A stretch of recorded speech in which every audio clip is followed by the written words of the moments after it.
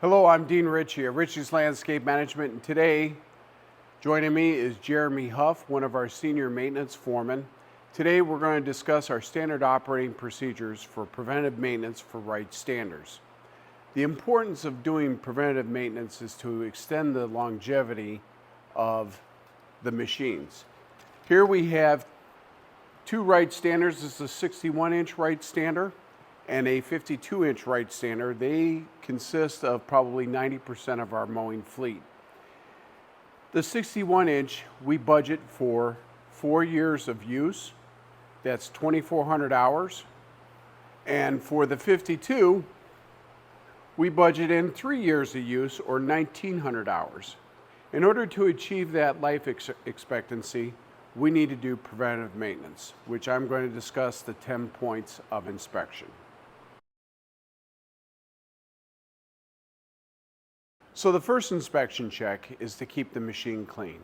The way to do that is to, at the end of every job site after you're done mowing, before the machine gets loaded up into the covered trailer, you're to take a backpack blower and blow off the engine cooling fins, the hydraulic motor area with their cooling fins, and try and blow the grass underneath this mowing deck, cover deck, and get those clippings out. It is important to make sure that the grass clippings don't build up around the spindles, because that causes heat. And you could have a fire if you neglect that aspect of the cleaning process.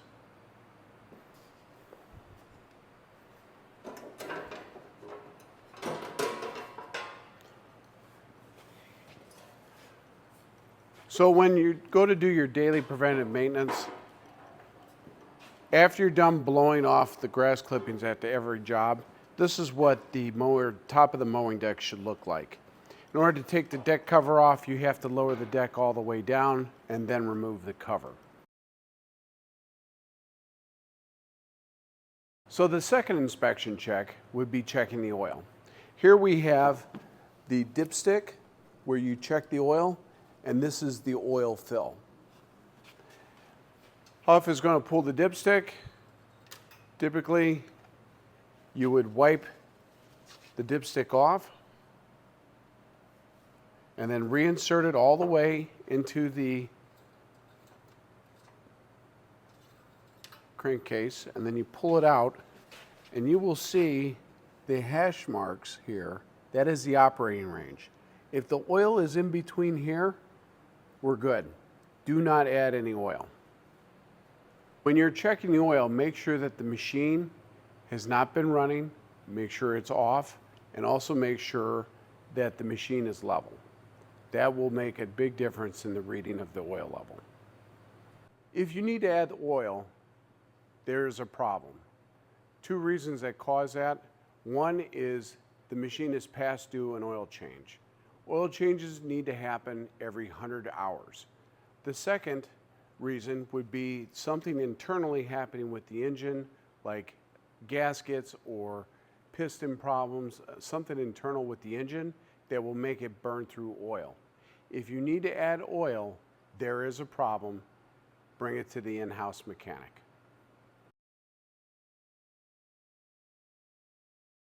The third inspection check is checking the hydraulic oil.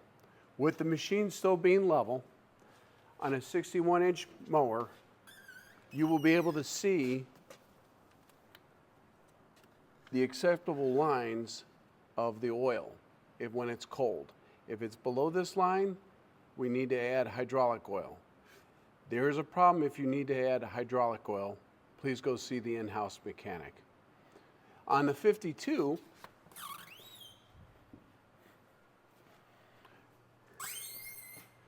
has a smaller hydraulic system. You check this bubble. Now that bubble, if you see oil in it, it is good. The range of the oil that's in the bubble will depend on whether or not the machine is ran. If the machine is ran, that means there's oil into the system, which will decrease the amount in the bubble. However, it is still fine.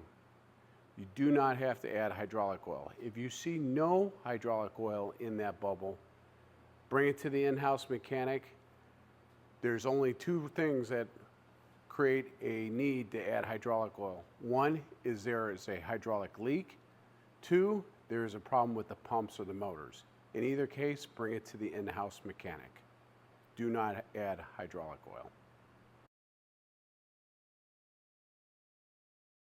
The fourth inspection check is the air filter. Here we have an air filter that has a clean-out cap. On a daily basis or at lunchtime, you could pull this cap off. It will have some debris in there. They dump the debris and then re-put the cap on there. Now, for daily, I would pull this whole canister cap off.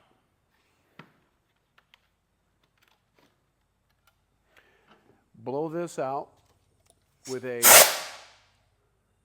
air gun. Pull both filters off. Before you blow those filters, put the cap back on. You do not want debris to go down into the carburetor or the fuel injection. That is the number one reason on why these machines will not work. So with the air filters, we want to take the larger one and blow. We can blow some of it off the surface, but we're going to blow from the inside out and push all the debris out.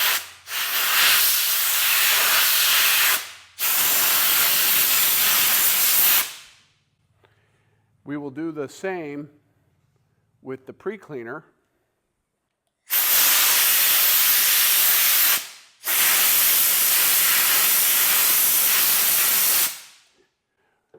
This has this has the main air filter or the pre-cleaner and another air filter.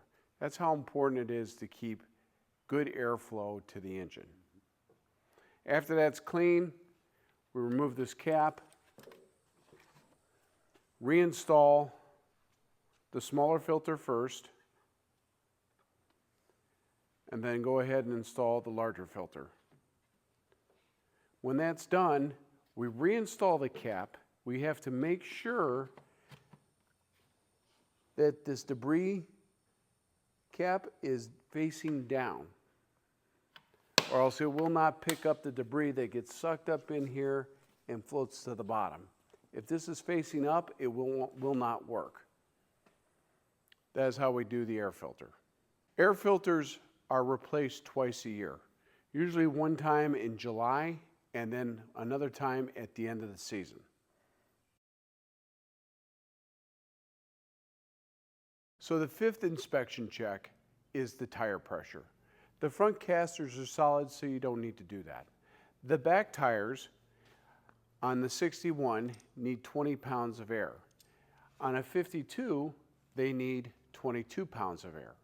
If you're not sure how much air to put it in, you can read that on the sidewall over in here. On every tire, you will see what the ideal PSI is to be. Here, he's checking it. He takes the cap off. 20. Mm-hmm. And then if it's fine, he'll reinstall the cap. It is important to keep caps on the tires, because what happens is debris gets caught in that tire needle, the pressure needle, and will create a leak.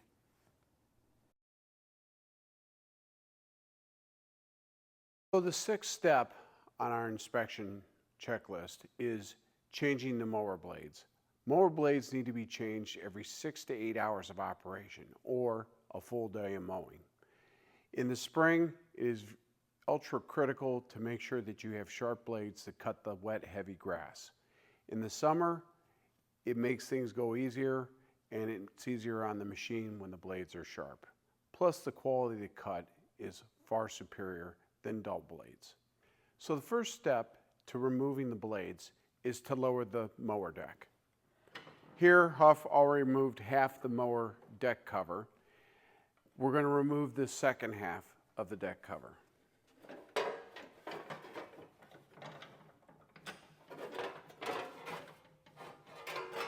Once that is removed, we're going to raise the deck up and prepare to lift the whole mower up to change the blades. When jacking up a mower, we have two options. One is to use the heavy-duty mower lift, and the second is to use a jack with jack stands. Here I'm going to demonstrate on how to do the mower lift. We go ahead and we move the mower into the pockets for the front casters. Second is to turn the jack in the locking position clockwise. Then you're ready to lift it. You have a foot pedal. You keep pumping this up.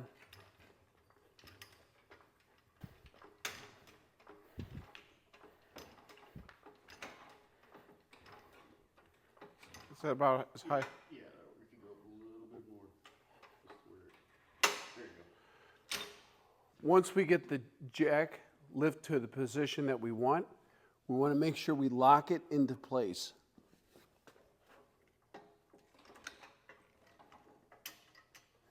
We lower this just a little bit by turning it counterclockwise and then tighten it back up so that the safety kickstands are engaged. Now we're ready to take off our blades. So the second option of raising the machine is to use the 3.5 ton jack. Here Huff is lifting up the mower deck with the jack. In order to do that, you do need to make sure that the jack is in the lock position by turning it clockwise.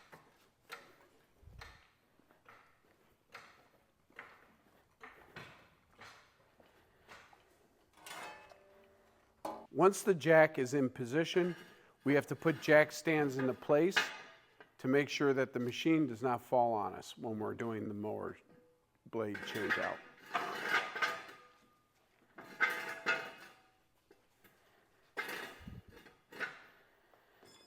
Once jack stands are in position, we lower the jack onto the jack stands and then pull the jack out of our way. Now we're ready to take the blades off. Here Huff has his welding gloves so he doesn't cut himself on the blades.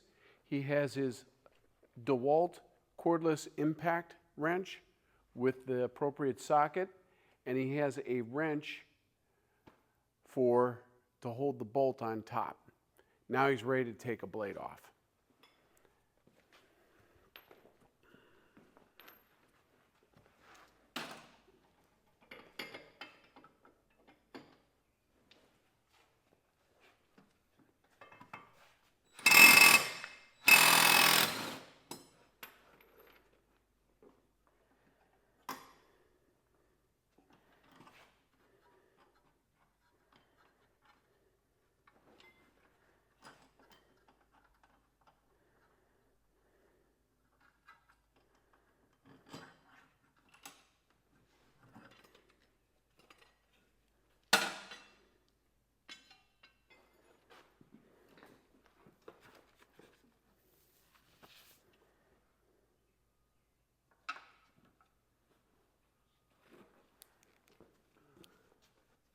So here we have the mower blade with the bolt and the spacers, and we're going to keep the additional spacers and nut that he pulled off on top on the mowing deck, so we do not lose that. We go ahead, remove the spacers.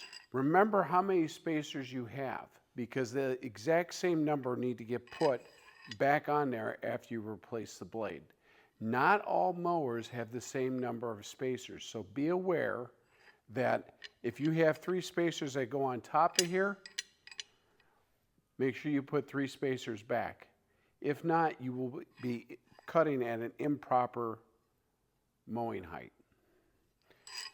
When you take the spacers off, remove the bolt, you can sharpen the blade, you can replace it with a sharp blade. In order to sharpen the blades, please refer to the RLM Standard Operating Procedures on how to sharpen blades.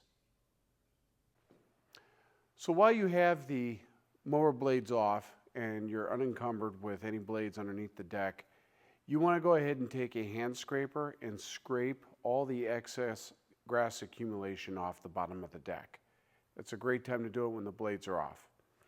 After you get the sharp blades put back on the shaft, here we've got our bolt, our washer, our blade, which the fins are facing up. And then we have the appropriate number of spacers. Now, I'm going to repeat this because it's very important. Not all the mowers have the same number of spacers. Depends on the model of the mower. It depends on how many blades it has. It depends on where the deck is set. So if you have 3 spacers, make sure that you put back 3 spacers. If you're missing a spacer, see the maintenance manager, Andrea, or the shop manager, or the in-house mechanic for another spacer. This blade is ready to get put on. Huff is going to put this on. He's already got the other 2 on. He's already scraped the deck. He's going to use his impact. He's going to take the nut and the spacers that he took off on top. And as he pushes the bolt through, he's going to hand tighten the nut. He does this so that to eliminate any stripping of the bolt. Once he gets that hand tightened, puts the ratchet on, the wrench on, and he zips on the bolt twice. You don't need to sit and hand crank that bolt until the machine gives up or until the torque brake gives out. So don't over tighten, but get it tight enough to where it stays on. Gets the blades on, he's going to lower the mower so we can finish the remainder of our inspection points.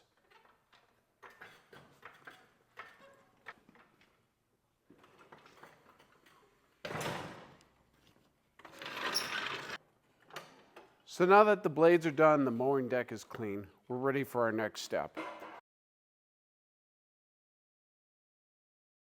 We're on our 7th step, which is inspecting the belts. Here we have 2 belts on the machine. When the deck covers off, this is a great time to go look at the engine to mower deck belt. That's this long one, obviously, that drives the blades. We're looking for any major cracks, any chunks missing out of the belt itself, any dry rotting or fraying. Any of that you see, you need to let the in-house mechanic replace the belt. This is not something that we want the technicians to do. So the second belt that we need to check is the engine to the pump motors. Here, Huff's taken off this guard so that we can be able to see the belt is actually underneath here, and it drives from the engine to the pump motors. We're going to have to feel that or use a camera on your phone to take a look at that belt. That's about the best way. If that belt is frayed or there's major cracks or chunks missing out of it or you see anything wrong with the belt, please bring it to the in-house mechanic and he will replace that.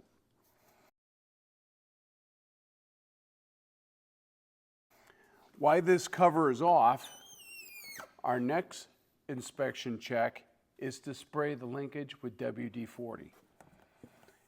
Here we're looking at things that move the levers, so we're going to spray, go ahead and spray it, Huff. We're going to spray these linkage points, these areas that move so that they can move freely. We're going to do down there.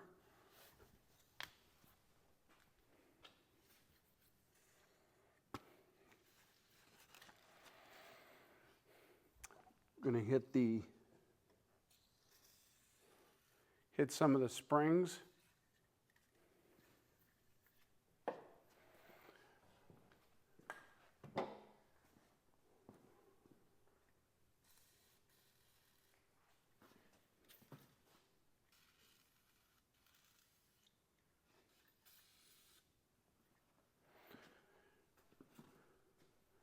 We're going to hit the linkage on the mower lifter, the mowing deck lift lever.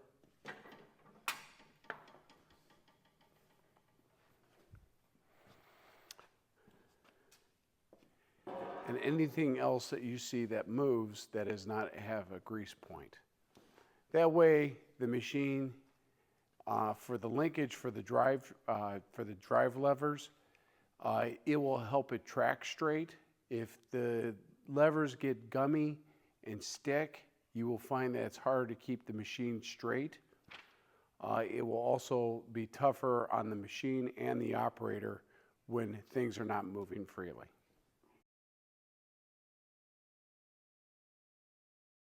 Our next step is to scrape the grass flap. Here you'll have an accumulation of grass. Huff is going to scrape that off. It's important to keep that clean because the weight of the extra grass will make the flap not work properly. So he's going to scrape that off so that there's no buildup. Take away the extra. Might even take a little bit of air and blow some of that off.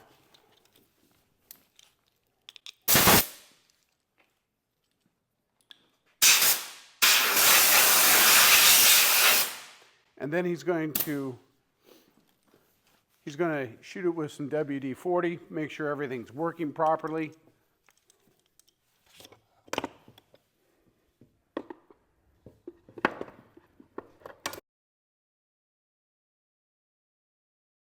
So the last inspection point is a general overview of the mower itself. We're looking for anything like loose bolts, anything broken springs, anything that could be possibly leaking, something that doesn't look normal. Over here on this 52, we've got a burnt cover on the air intake for the air filter. This needs to be replaced. We're going to get one ordered and get this replaced. But it's stuff like that that we need to make sure that it is in good, proper operating order. After we've checked out the machine, if there's nothing that needs to be fixed, tightened, replaced, we put the covers back on, you're ready to load up your machine and cut for the next day.